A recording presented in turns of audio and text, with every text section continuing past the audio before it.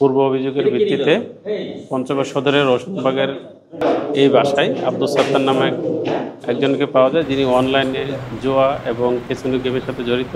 সেনাবাহিনী এবং পুলিশের তৎপরতায় তাকে হাতে নাতে ধরা হয় এবং মোবাইল কোর্টের মাধ্যমে বঙ্গীয় প্রকাশ্য জুয়া আইন 1967 এর 4 ধারায় ওনাকে 1 মাসের বিনাশ্রম কারাদণ্ড দেওয়া হয়। জনস্বার্থে এই ধরনের অভিযান অব্যাহত থাকবে। আজকে পঞ্চগড় সদর উপজেলায় গোপন তথ্যের ভিত্তিতে আমাদের নিয়মিত অভিযানের যে ক্রমধারা, এর প্রেক্ষিতে একটি বাসায় বেশ কিছু অনলাইন গ্যাম্বলিংয়ের আলামত পাওয়া যায়।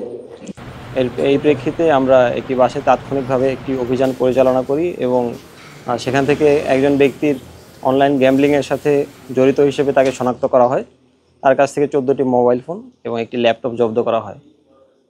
আনুমানিক 12.5 লাখ টাকার মতো সে অনলাইন গ্যাম্বলিং খেলে প্রফিট করে এবং এরই ক্রমধারায় একটি মোবাইল কোর্ট পরিচালনা করা হয় এবং মোবাইল কোর্টের যে কার্যক্রম সেটি এখন চলমান রয়েছে। আমাদের এই ধরনের অভিযান ভবিষ্যতে আমরা পরিচালনা করব এবং আমরা চাই যে অপরাধমূলক কর্মকাণ্ড আমাদের পঞ্চগড়ে যেন ক্রমান্বয়ে হ্রাস পায় এবং সবাই আমাদেরকে তথ্য দিয়ে সহায়তা করবেন। সবাইকে ধন্যবাদ। শাইনি চুলে এখন হবে সব হেয়ারস্টাইল। সিল্কোর দ্বিগুণ শাইনি চুল প্রতিদিন।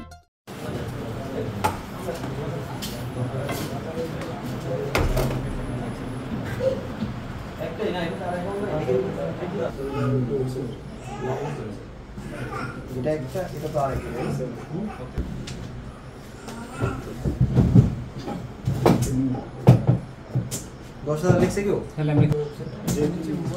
জেটিআই তাই না?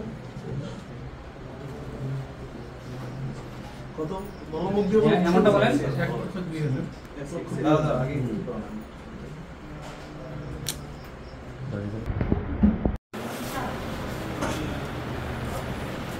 ইনএক্টিভ নাই।